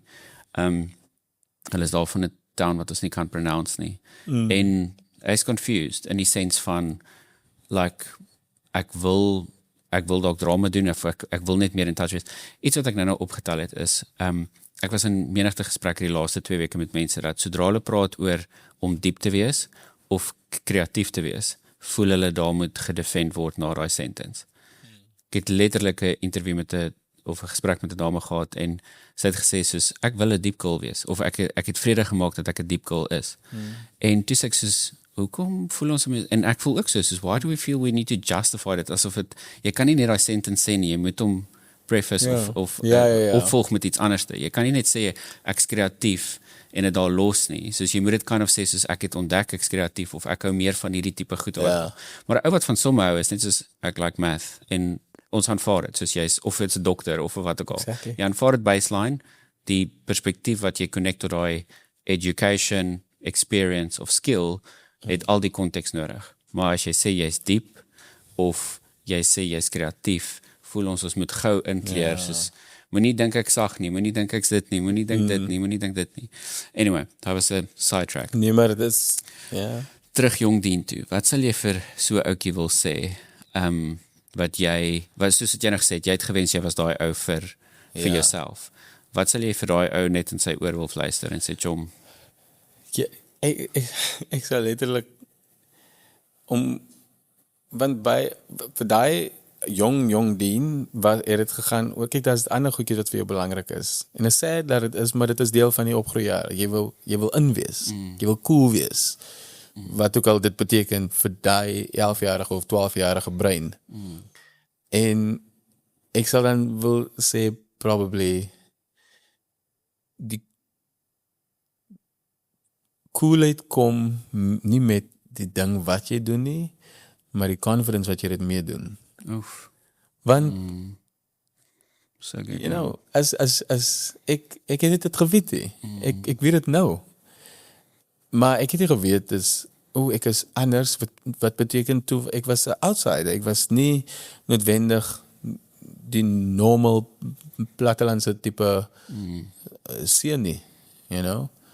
And I felt weird, en ek het toegelaat om weird te wees. Ek het dit toegelaat dat ander my sien as weird, en sê ek is weird, want dit is waar, right? En nou is dit soos, no, not at all right. Dus, jy kan die coolheid vind in baie goedjies. So, maak jou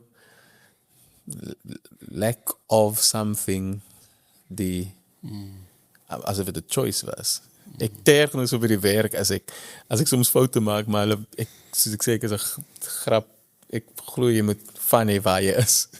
So as ek soms 'n fout maak by die werk, dan sê hulle, okay, jy moet net 'n bietjie meer ombeweeg as jy daai lyn sê. Dus, nee, dit was nie 'n fout, dit was 'n keuse, maar werk dit nie? Okay, dan doen ek dit aan, maar dan lag hulle, want hulle weet, ek trek, ek trek been en so aan. Maar, ek bedoel, as 'n mens nou ietsie daai moet vat, is dit hy ding van, maar as dit tekortkominge is, of iets wat gesien word as tekortkominge, maak dit 'n keuse vir daai fase, vir daai tydperk in jou lewe. Dis nie die eindpunt nie. So it's okay. You know, ek sal vir hy 12-jarige dien sê,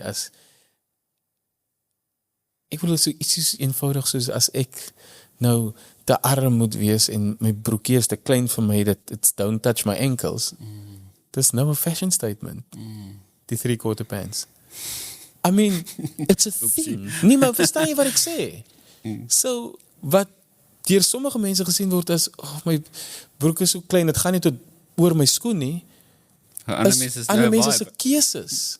So, dit wys net hoe sidetrack mense is met wat belangrik is en wat nie belangrik is, want so what? You know what I mean? So ek dink daai se idees wat ek self wil print in daai 12-jarige se kop, dat as mense vir jou laat voel jy's uit of jy pas nie in nie, is dit omdat hulle nie noodwendig miskien die kapasiteit het vir jou nie. Dis hoekom jy nie kan inpas nie, want hulle kamers, van hulle denkkamers, as dit 'n ding is nou 'n ding. Dit is nou 'n ding, ons klein. Is te klein. En jy kan nie, dis hoekom jy nie daarin kan pas nie. Hulle het nog nie daai level unlock nie. Jy is net 'n bietjie voor. En dis ook okay vir hulle. En is ook okay vir hulle. Ons het nie expectation nie. Dit is net die judge nie. So dit is hoekom ek sê, dat ek dink dit sal een van die goedjies wees wat ek sal sê. It's fine. Ja, dis is 'n lekker gevoel, wat dit trek nogal aan die hartsnare as daar skoolkinders kom wat nog jonk is en sê, Dien, ek wil eendag soos jy wees. En as jy soos, no, don't limit yourself in life. Sure. No. Daar is soveel meer wat jy kan wees. Jy kan ek voel geëerd as jy my wil gebruik as 'n riglyn, maar nie as 'n bestemming nie. Ek is nog 'n 6.8, come on. Emotionally is ek nog so is daai tipe goedjies jy help waar jy kan, of jy lei waar jy kan, maar die beste wat jy kan doen is nie om vir mense te sê waar hulle moet beweeg nie, maar om vir hulle te equip met die beste gereedskap om te beweeg waar hulle wil beweeg. You know what I mean? So moenie vir hulle noodwendig sê, ry vorentoe, dan links en dan regs en dan draai by die sirkel nie, maar sê, hier is veel vars wiele. Ja. Explore om uit te kom. Because jy ontdek goed as jy verdwaal. In die lewe ook. Kijk, as ek nou vir jou, as jy nou vir my 'n lift moet gee ergens, en ons moet nou na die mediagebou toe gaan, of wat ook al, en ek ken die pad toe daar, maar dis die eerste keer wat jy dit nog gaan ry, en ek nou net vir jou direk guide toe daar, dan weet jy presies hoe om hier vanaf te ry tot by die mediagebou. That's it. Maar as jy verdwaal, dan sê jy soos, Philip, nee, hier het ek nou regs gedraai, dis die mediagebou, hier is 'n McDonald's, ek moet hier omgaan, dan gaan jy weer die ander kant om so, môre gebeur iets met my, ek kan nou nie, ek kap om van jou honger. Wag, ek weet waar is 'n McDonald's, gaan hier of gaan jy regs? Jy sou nie dit wees as ek vir jou presies gewys het waar om te gaan nie. So dis fyn om te verdwaal, want jy ontdek nuwe plekke. En partykeer is dit so surprising. Exactly. Soos, en op die ander dag beter. Ja. Jy was op pad McDonald's, maar hier is 'n ander restaurant. En jy sien goed wat jy nooit sou gesien het as jy net die conscious decisions gemaak het nie. Exactly. Net soos 'n baie praktiese experience dit van was vir oggend. Soos die studio is obviously in 'n parking lot which you know now, maar die luisteraars weet dit ook nou. Maar soos wat jy met die elevator afgaan en jy by die voordeur uitgaan, is jy in hierdie beautiful main road in die middle van Cape Town City Centre. En die expectation is nie dat dit 'n beautiful, lekker experience geweest nie, maar vir oggend het ons die mooiste sunrise gesien met die city lights en beautiful time of day. Like, dit was net so, ek het letterlik in die middel van die pad gaan staan en foto's geneem van net hoe perfect daai moment was. Maar as jy in die parking lot is en jy loop om jouself, of soos wat jy nou sê, jy het 'n spesifieke direction en jy deviate nie, dan sou ek nooit daai gesien het nie. Ek sou nooit my 15 minute van pure bliss gehad het om die sunset en die karre en die mense en als, en dit is net, dis in daai moment wat jy net besef, soos hoe jy jouself baie meer moet oopstel towards die wêreld, in die sens van, maak daai deur wat jou bietjie excite, bietjie oop, en kyk wat aan die ander kant van hom is, of klim deur die venster, hierdie oggend, niemand vir hom sê, of sulke goed, weet nou maar, nee, maar nie daai doen nie, maar, verstaan jy, soos like, ek dink ons is partykeer so fixed op die, en daar's die hele journey destination gesprek wat 'n mens kan hê, maar ek dink, baie keer in ons lewe, is ons net te fixated op waar ons moet kom.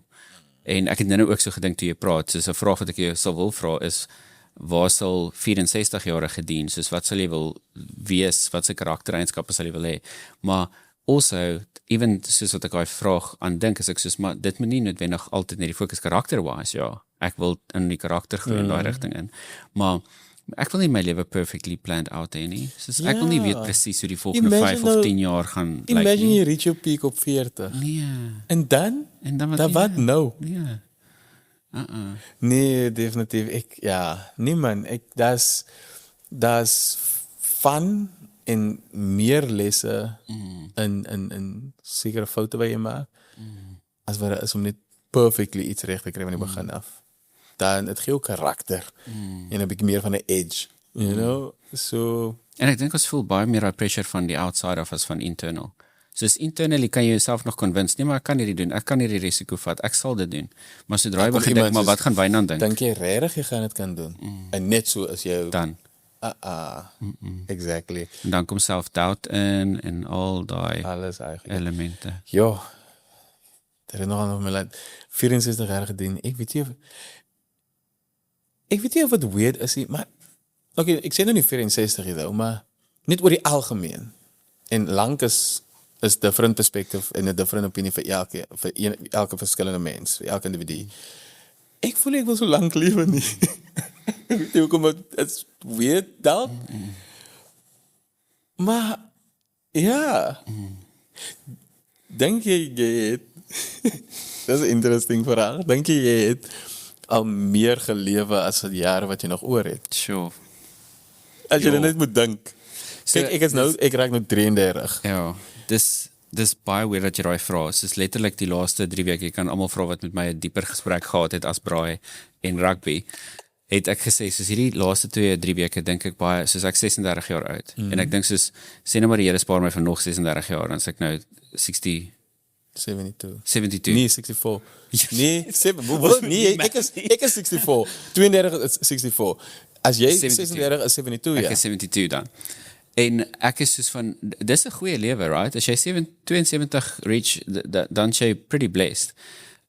En ek het altyd hierdie thought gehad, ek wil dit nooit hardop sê nie, dalk veral nie soos op hierdie forum nie, maar ek het nie die gevoel dat ek noodwendig besonders oud gaan word nie. Ek het net nie daai gevoel nie. Soos as jy nou vir my sê, imagine you're 64, dan soos, ek kan dit nie. Maar ek dink dis dalk net my mindset hoe ek ingestel is. Maar as jy nou vir my vra, soos like, het ek die hoeveelheid jaar wat ek oor het, of soos daai, dan dit freak my bietjie uit, want nie noodwendig dat ek nog lank wil lewe nie. Ek dink ek is op 'n plek in my lewe met 'n nuwe journey en sulke goed wat ek wil hier nog voluit ontgin. Ek kan sien wat dit nou al in my doen. Ek leer nuwe skills, al daai goeders, en omdat ek nou soos in hierdie nuwe fase is dit exciting en al daai goeders, en ek wil die hele tyd nuwe fases in my lewe introduce. So ek weet nie of ek weet nie wat die antwoord tot daai vraag nie. Wat ek wel sal sê is, nou in die fase wat ek nou is in my lewe, is ek baie meer attentief tot tyd. So ek is very much bewus van my mortality en dit nie for granted te vat nie.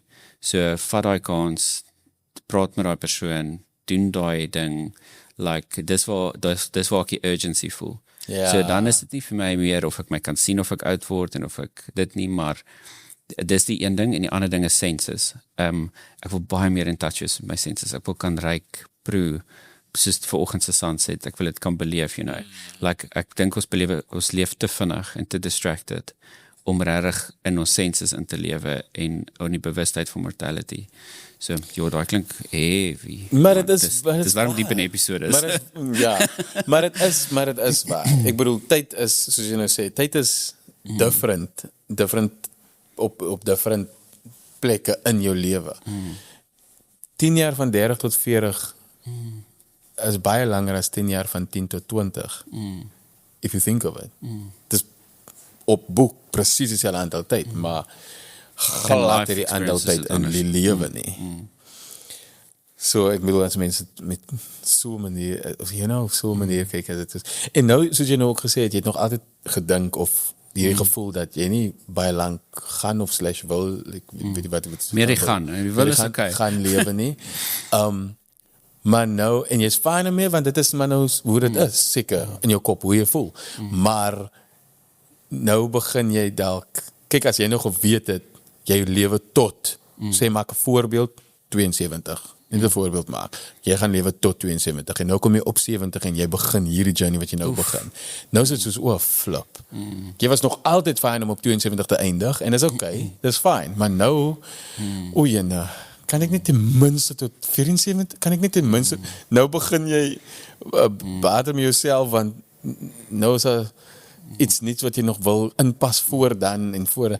Maar dink net hoeveel anders te like your decisions dan. Dink net hoeveel anders te pitch jy net op in gesprekke of in situasies of goeders, want jy soos, hoorie, ek het net ek het 'n interessante klip nou die dag gesien waar die ou gesê het soos, jy het net 'n finite, ek en jy het net 'n finite interactions, ek en jy het een keer hoeveel jare terug geengage, en met toe weer op Liewe Kersfees Vader, dink ek het ons vinnig engage, maar like, ons het net 'n finite kere wat soos ek solidly so vir jou gaan kyk. Dus daar's net 'n getal.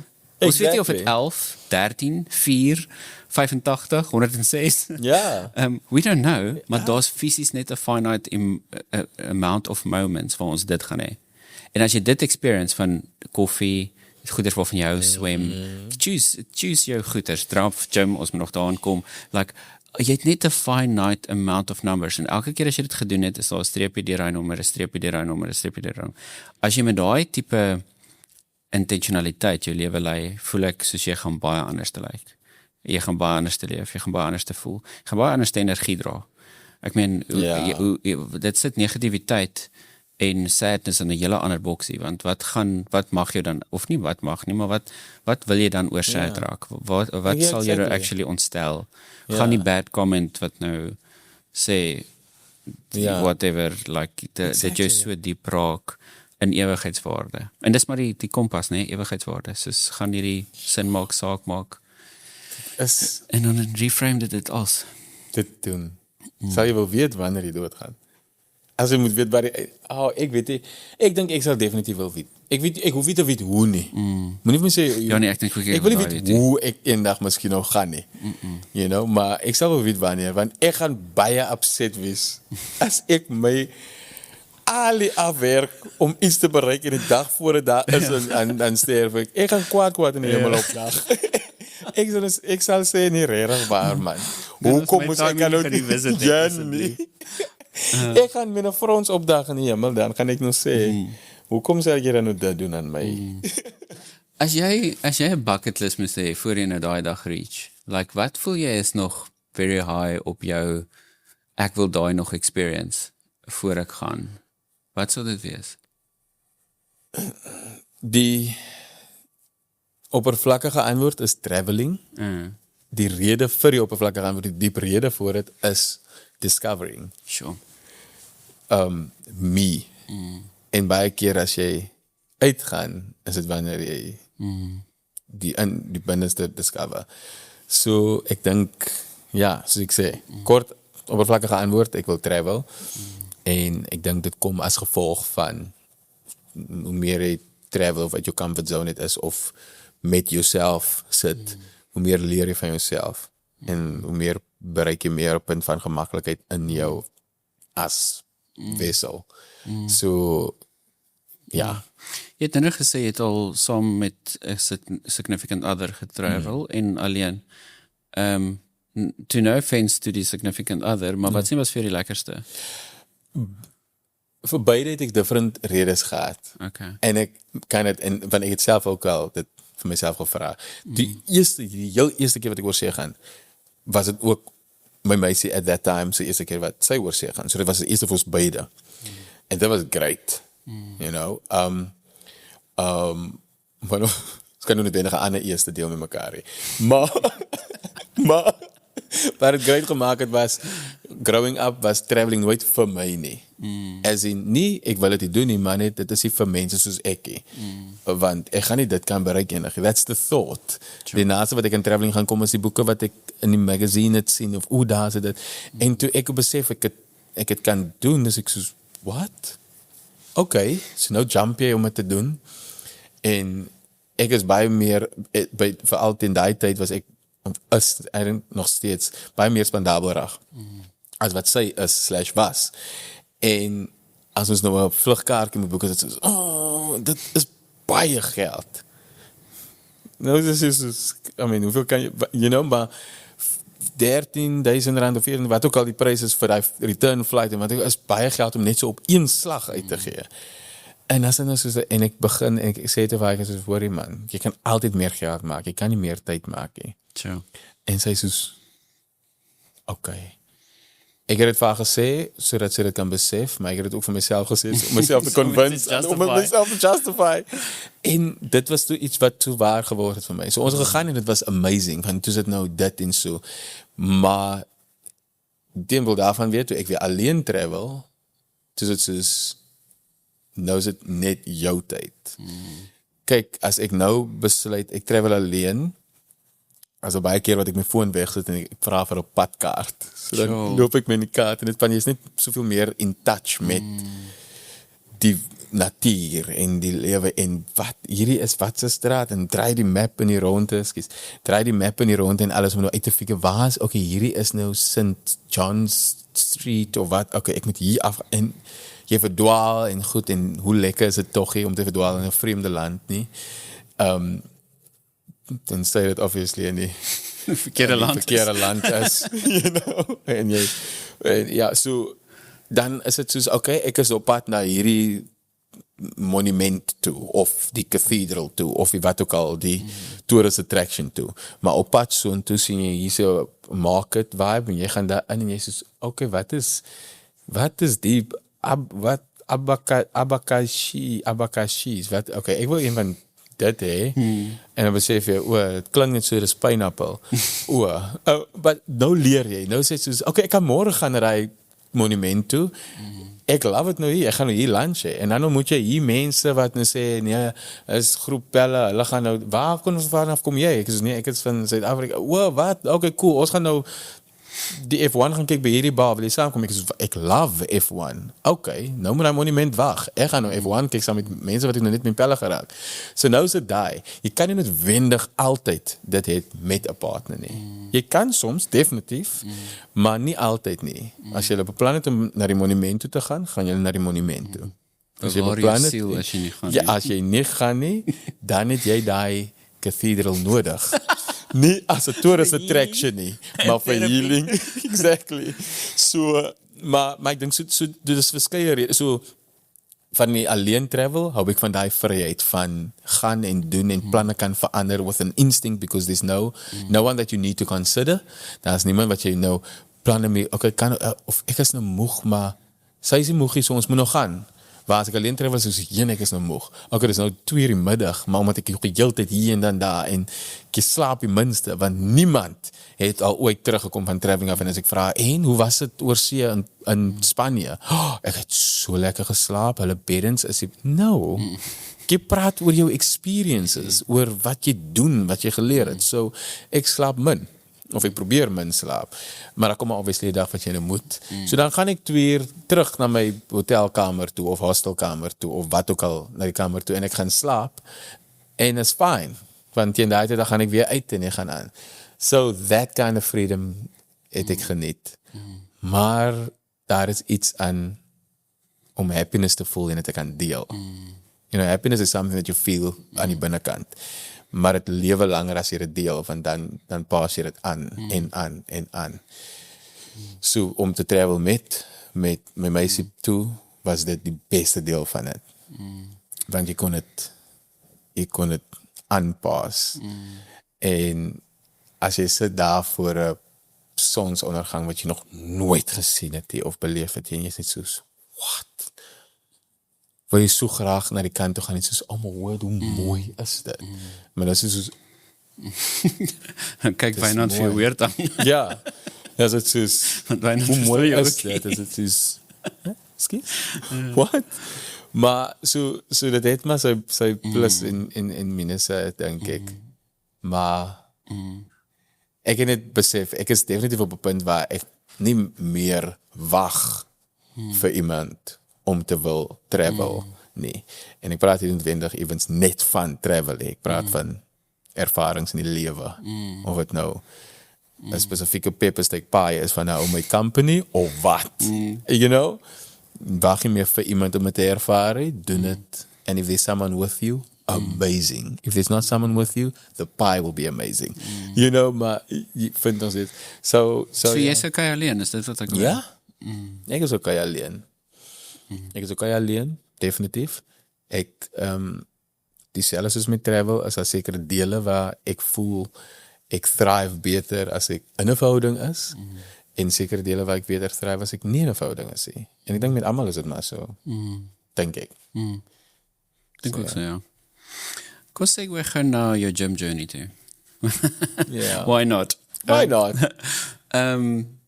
Obviously, ek het jou socials het ek gesien, jy oefen lekker redelik. Wat beteken oefen vir jou? Wat beteken gym vir jou? Ek het meer results begin kry toe ek het opgedoen het vir fitness. Interesting. Toe dit meer word 'n coping mechanism en 'n release, toe is dit makliker om op te staan om te gaan gym. As ek moet van baie keer het ek getrain, hard geoefen. Kyk, my probleem is eet. Ek hou van lekker eet. Die kalorieë wat inkom is soms die probleem. Het sy dit nou op 'n Saterdag is, by 'n bokke game, en of dit nou is net, waar ook al, maar dit is my krank. Dit is my, ek wil te lekker eet.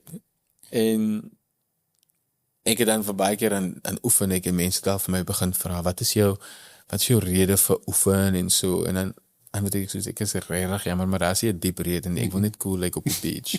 That's literally all, aesthetically, is dit is regtig op die oomblik die enigste rede. En dit het nie noodwendig daar gekom, Ek het nog, want ek was moeg om, en het vir hulle gesê, ek wil nie lekker lyk, want ek wil dan gemakkelijk voel, ek is moeg af aan om beach toe te gaan met 'n polo neck. You know, ek wil nie, ek wil ophou op die see gaan lê met 'n reënjas en dit reën glad nie. Like I want to be comfortable enough to also. En dit kom nie noodwendig met 'n six-pack, dit kom met confidence with accepting what you are and who you are en alles is dit. En ek weet dit obviously toen nog nie toe nie. Maar dan sukkel ek om op te staan, om te gaan gym, om te gaan train. En nou op die oomblik doen ek dit first thing in the mornings. Voor my dag begin. Ek het nie noodwendig tyd om te gaan gym as my dag begin het. Once ek begin skiet, na skiet gaan ek dan dit gaan doen, dan moet ek daai, dan dit en dan so, en dan is dit daai ding waar hy sê, ek kan nie nou, ek moet gaan woorde leer. So dan dink ek, okay, die beste tyd wat ek dan kan, of die enigste tyd wat is dit, my dag is te besig. Okay, wel dan doen dit voor jou dag begin. Dan het jy nie verskoning nie. So nou doen ek dit, because it's a release. It's a mental release. Alles wat jy voel, dat jy oorwerk of wat ook al, jy gaan asem uit daar.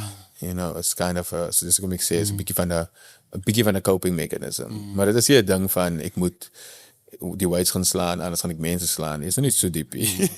Maar, dis is letterlik, ek het toe ek nou onlangs weg was, vir die kunstefees in Oudtshoorn, toe ek seker vir 'n week en 'n half tot 2 weke glad nie geoefen nie, en ek het dit begin voel. Nog voor ek het gevoel het aan my liggaam, het ek het gevoel aan my brein. Sure. En dis toe ek ook besef, dit is, ja, dit is definitief meer as die fitness look of it. Dit is 'n bonus. Dit help, maar dit is baie meer dit is 'n manier van asemhaal, dit is 'n manier van daai noise van dit soos daai video's wat mense altyd sien van die noise wat gaan en dan stap jy eers in, of dit nou is in 'n gym of op 'n paddle court of waar ook al, dan begin dit die noise al hoe minder raak. En is daai kind of feeling wat ek kry. So ek dink dit is hoekom ek nou meer gym en myself meer challenge in daai. En ek skel mense uit op social media, nie noodwendig omdat ek 'n gym freak is nie, maar omdat dit 'n maklike manier is om myself accountable te hou. Want as ek mense skel om iets te doen en ek doen dit nie, gaan hulle my uitcall. So wat 'n beter manier om myself te dissiplineer deur ander te dissiplineer. You know? Want as ek nou die hele tyd vir jou sê, jy moet hier meer water drink, maar ek sit net met sap, dan gaan jy vir my sê, wanneer drink jy water? En dan gaan ek nie weet wat om te sê nie. So, daar's letterlik mense wat nou vir my dissiplineer, wat ek glad nie eens ken nie. And that's great. Hoe awesome is dit? Are you accountable? So, hou my accountable. Indirect doen ek dit aan myself, and you have to. En baie mense het vir my gesê, ek is nie so gedisciplineerd soos jy om so vroeg op te staan om te gaan train nie. Ek sê toe, ek dink nie dis iets te doen met dissipline nie, dis iets te doen met being aware of your weaknesses. Ek weet, as ek het glad hierdie dissipline om te gaan gym nie. Ek weet, ek verstaan nie wat my weaknesses is. As my dag begin, gaan jy my nie by die gym kry nie, want dan is ek lui. Die moment as ek myself tyd gee om te negotiate, gaan ek myself uit kan praat. Want ek is goed om myself uit 'n situasie uit te kry. Alles at the expense of myself, in ieder geval. So, voor ek begin negotiate, moet ek daar wees. En dit is hoekom ek het so vroegoggend doen. Ek staan op, ek trek aan, ek kry vir my reg of wat ook al, en dan gaan gym ek. So as by die tyd kom van, wil ek regtig dit doen, het jy al klaar gegym. So dis okay. Dan kan jy back. Ja, so dis meer understanding your, or finding a way to you know, om jou swakhede te bestuur in 'n beter manier, as wat dit net is, ek is gedisciplineerd, dan glo my. As ek gedisciplineerd was, sou ek reg eet. Verstaan? En daar's net iets aan eierwit wat nie vir my It doesn't eat the same. Het roep nie met dieselfde projeksie en stem as wat 'n brandewyn doen nie. Verstaan jy? Maar ja. Ek dink ons gaan calls kry van Buffelsfontein en Klip Bel my. om hierdie episode te sponsor. 074. Wat is jou favorite food? As ek jou nou moes omkoop, hoe sal ek dit regkry? Met wat? Ongesonde kos. Choppy. Choppy, Burger. yes. Braaivleis is maar my top. Ek dink choppy braaivleis is definitief bo aan die lys. Maar dan is 'n goeie lekker curry of so ook soms daarin. Maar ek is kyk takeaways is lekker tot op 'n punt. Dan is dit soos 'n takeaway is lekker want dit moet lekker vir jou bly. En alrede hoekom dit vir jou lekker gaan bly is as jy dit nie te veel eet nie. Ja. As jy elke dag KFC of McDonald's of Burger King gaan jy, dan gaan dit nie meer vir jou lekker wees nie. En vir my is takeaways lekker wat beteken ek eet dit min genoeg sodat dit lekker kan bly. Maar as dit kom by 'n punt van soos ek is nie nou meer lus vir dit of vir daai of vir dit. Dit is omdat jy dit te veel gehad het al. So dit kan ook dalk 'n manier wees, 'n cheat code wees om myself toe te laat om meer takeaways te eet. Ja, Maar net vir 'n dit is week. die proses. Dis eintlik maar net om myself moeg te maak af.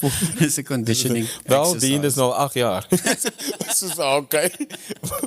maar ja, nee, maar kos is ja, masekos. die beste. Die different colors, die 7 colors type of is maar lekker. Choppy, brak, bruin choppy, geel rys. You know. Daai tipe vibes. Dis vir my Lekker. ja. Dien, baie dankie vir jou tyd.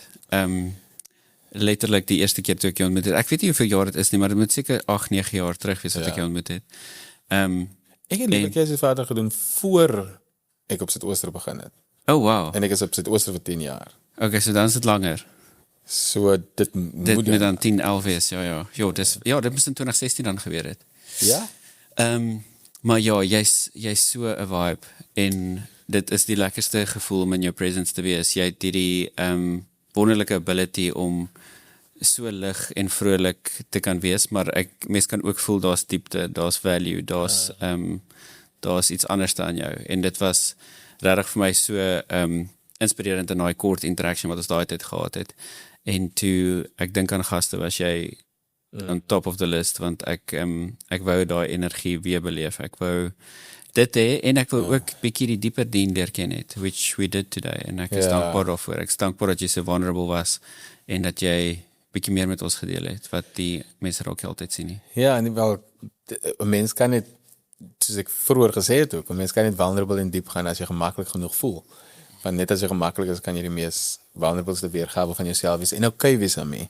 En it felt okay to be, want dit is die ruimte wat jy geskep het. So dankie vir dit. En het is lekker om mee te wees om te kan chat. Ek praat baie. Ons sal 'n episode 2 doen at some point in the near future. Ja, nadat hy sponsorships aangekom het, dan praat ons. Vandag praat ons met we gaan 'n ander gesprek wees. Diepte op 'n ander vlak. Lekker. Dankie Dien. Dat is Waardeer dit. net 'n plesier.